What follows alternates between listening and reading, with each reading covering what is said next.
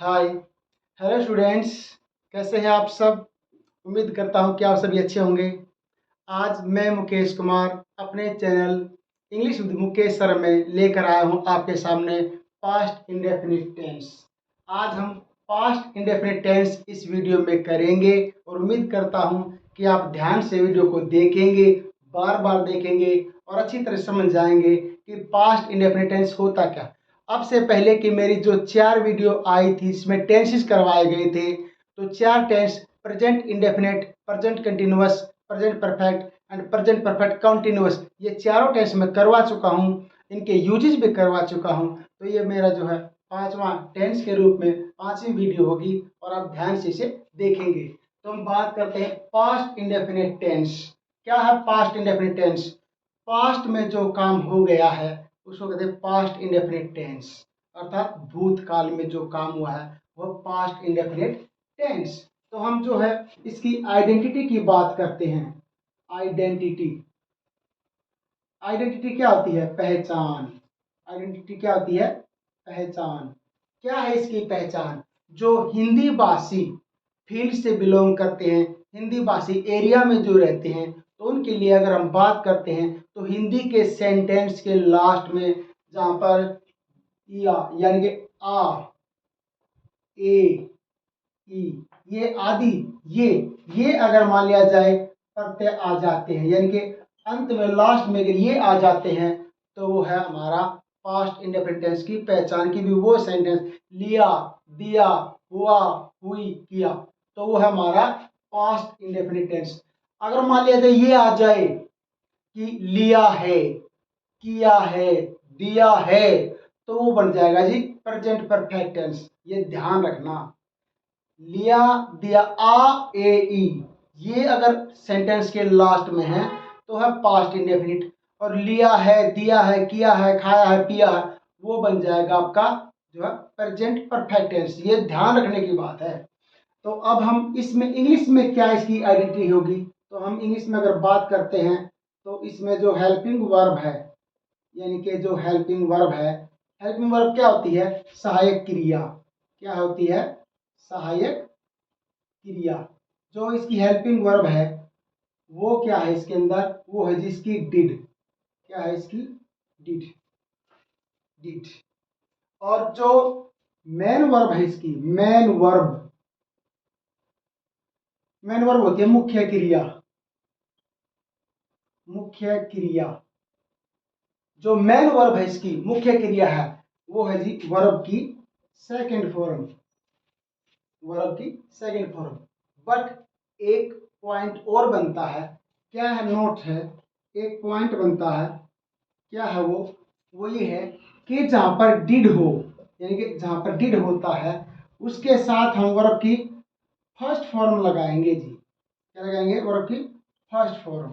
वहां पर हम सेकंड फॉर्म नहीं लगा सकते। पूछो क्यों नहीं लगा सकते? क्योंकि जो डिड है वो अपने आप में ही सेकंड फॉर्म होती है।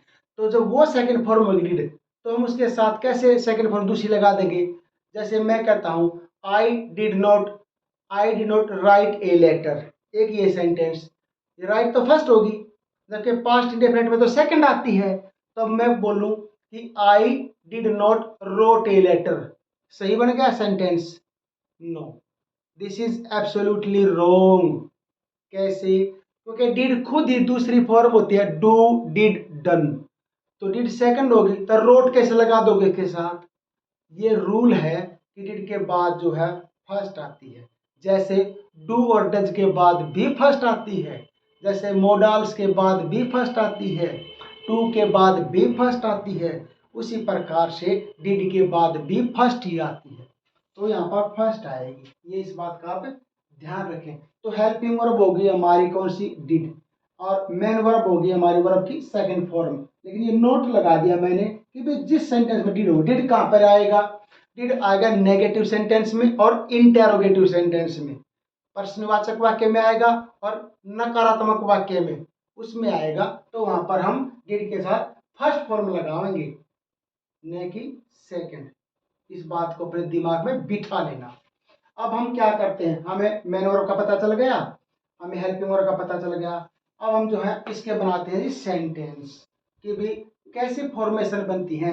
अगर हम नेगेटिव सेंटेंस की बात करें, अगर हम जो है इंटरोगेटिव सेंटेंस की बात करें, अगर हम जो है अफर्मेटिव सेंटेंस की बात करें, तो हम कैसे बनाएंगे। जैसे हम बनाते हैं जी, मान लिया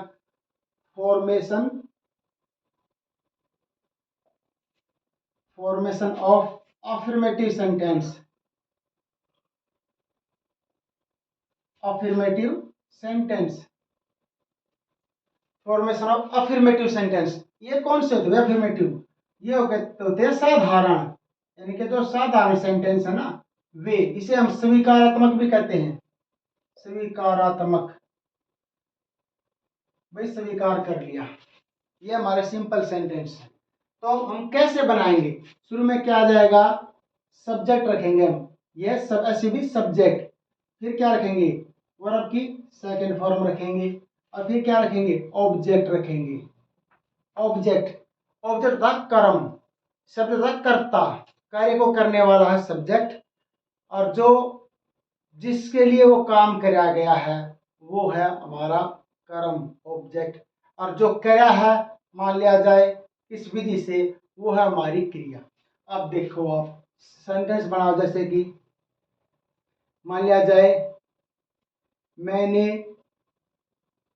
यह पत्र लिखा। अब देखो आप, ये सिंपल सेंटेंस है, इट मीन्स ये अफर्मेटिव सेंटेंस है।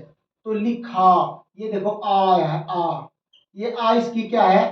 पहचान, आइडेंटिटी है इसकी। और लिख, लिख ये है वर्ब, क्रिया, लिख। और पत्र क्या है? यह है ऑब्जेक्ट, कर्म है ऑब्जेक्ट, ठीक है। दिस, यह पत्र, यह है हमारा दिस, इसको हम बोलते हैं ना कि ये तो भी प्रोनाउन है, दिस दैट वगैरह। और मैंने है सब्जेक्ट। अगर हम इंग्लिश बनाते हैं इसकी, देखो तो क्या बने? सब्जेक्ट, फिर में क्या बना? मैंने की क्या होगा? आई, आई। अब देखो लिखा, पता चला सेकंड फॉर्म लिखने क्या होगी? Second form write, wrote, written. Wrote क्या आ गया? Wrote, I wrote this letter, इसकी है दिस, इसकी इंग्लिश में this letter, LETTER, I wrote this letter, मैंने ये पत्र लिखा। टाइम भी कर सकते हो, अगर मैंने कल ये पत्र लिखा, ये स्टडी आ जाएगा। तो ये देखो आप, आई सब्जेक्ट, रोट वर्ब की सेकंड फॉर्म, और ये ऑब्जेक्ट।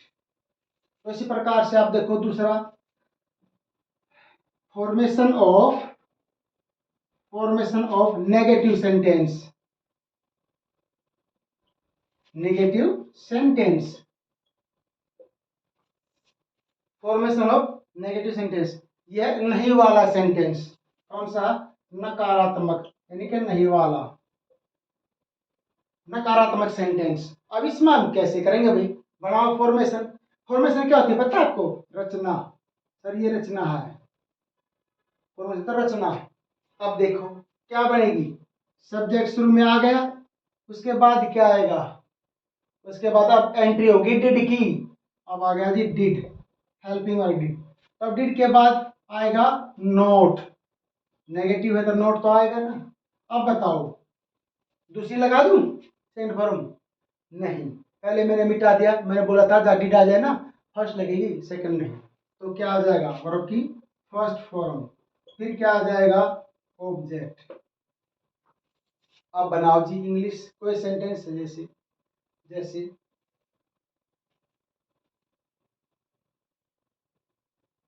वह कल बाजार नहीं गया, वह कल बाजार नहीं गया। अब देखो आ गया, आ, ये आ पढ़ते हैं, ये इसकी पहचान है, आईडी, आईडी है ये आ।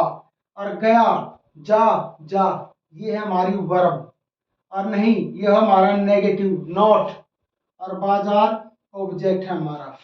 कल टाइम वाला एडवर्ब है, टाइम वाला एडवर्ब, और वह सब्जेक्ट। बनाओ इंग्लिश।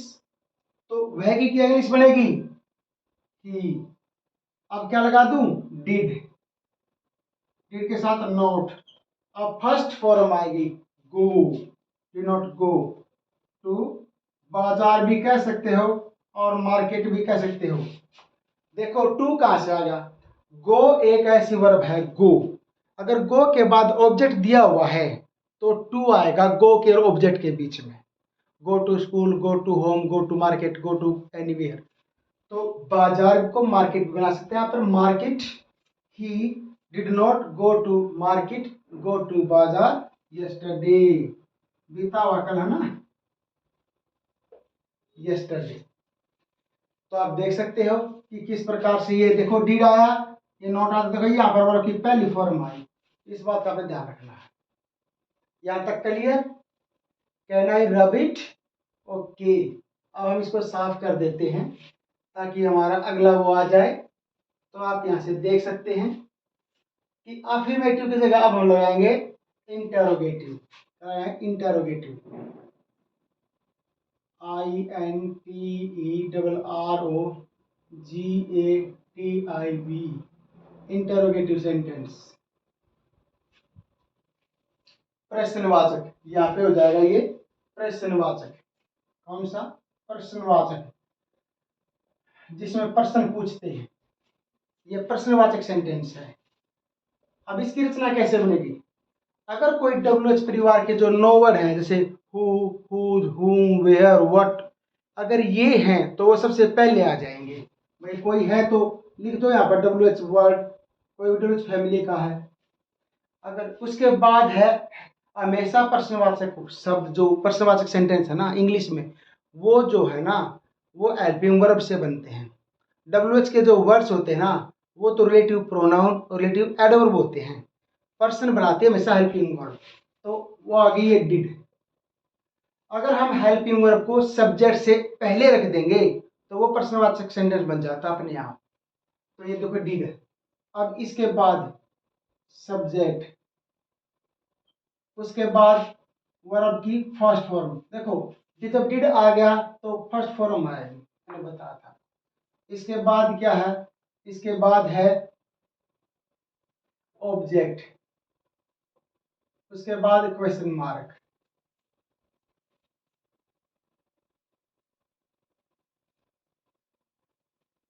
अब देखिए कोई भी सेंटेंस बनाइए,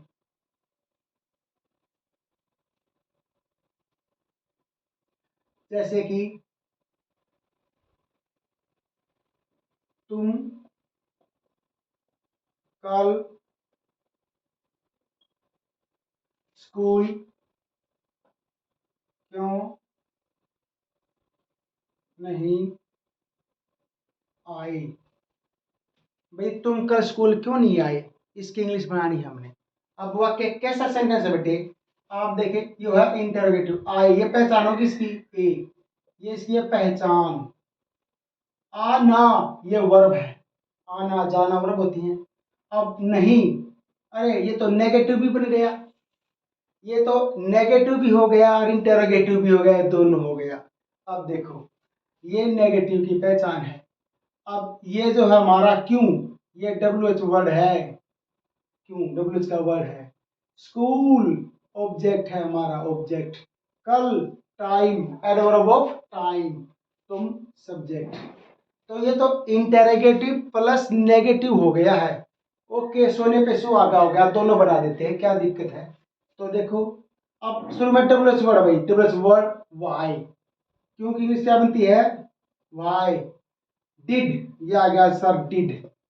अब नोट भी था भाई, इसमें नोट लिखा हुआ नहीं था पर लिख दो मैंने नोट अपने पास से, क्योंकि नोट तो हमेशा हेल्पिंग वर्ब के साथ ही चिपके आता है। Is not, am not, are not, has not, have not, can not, could not, did not, do not, ये नोट तो हेल्पिंग वर्ब के साथ लगता है। नोट कभी अकेला नहीं आता, नो अकेला आ सकता लेकिन लेकिन नोट अकेला नहीं आता। तो देखो why did not you come to school, आने की इंग्लिश होगी कम टू स्कूल यस्टरडे। और क्वेश्चन मार्क लगेगा, क्वेश्चन मार्क के बगैर तो ये टेंस, ये सेंटेंस माना ही नहीं जाएगा प्रश्नवाचक। क्वेश्चन मार्क जो इंटेरोगेटिव मार्क है ना, ये जरूरी लगाना होता है इस तरह के सेंटेंस में। और ये तो नोट वाला वाक्य बन गया है, नोट भी इसमें साथ आ गया है। तो इस तरह के जो सेंटेंस हैं ये जो है हमारे कौन से, ये है हमारे interrogative sentence of past indefinite tense. So dear students, इस वीडियो में मैंने आपको पास्ट इंडेफिनिट टेंस की पहचान, उसकी हेल्पिंग वर्ब, उसकी मेन वर्ब और उसके तीनों प्रकार के उसकी फॉर्मेशन बताई है कि किस प्रकार से जो है इसकी फॉर्मेशन बनती है। सिंपल सेंटेंस की फॉर्मेशन क्या है, नेगेटिव की क्या है, इंटरोगेटिव की क्या है, और नेगेटिव इंटरोगेटिव की भी बाई चांस मैंने यहाँ बनवा दी क्या है। तो इस वीडियो में इतना ही, नहीं तो ज़्यादा लंबी वीडियो बन जाएगी। अब इस टेंस के यूज आएंगे और इस टेंस के कम से कम 5 यूज होते हैं, वो आपको बहुत ही इजी यूज हैं। एक बार वीडियो में बना के मैं आपको समझाऊंगा, अगली वीडियो में तुरंत समझ में आ जाएंगे आपको। तो मेरी अगली वीडियो का आप इंतजार जरूर कीजिए पास्ट इंडेफिनिट टेंस के यूजेस सीखने के लिए। इस वीडियो में इसलिए नहीं सिखाया क्योंकि वीडियो लंबी बन जाती है। ओके, तो इस वीडियो में इतना ही। Thank you very much. आपने वीडियो को जो है मेरे को देखा तो मेरे चैनल को सब्सक्राइब कर दो, लाइक करो, शेयर करो और वीडियो देखते हुए एंजॉय करो।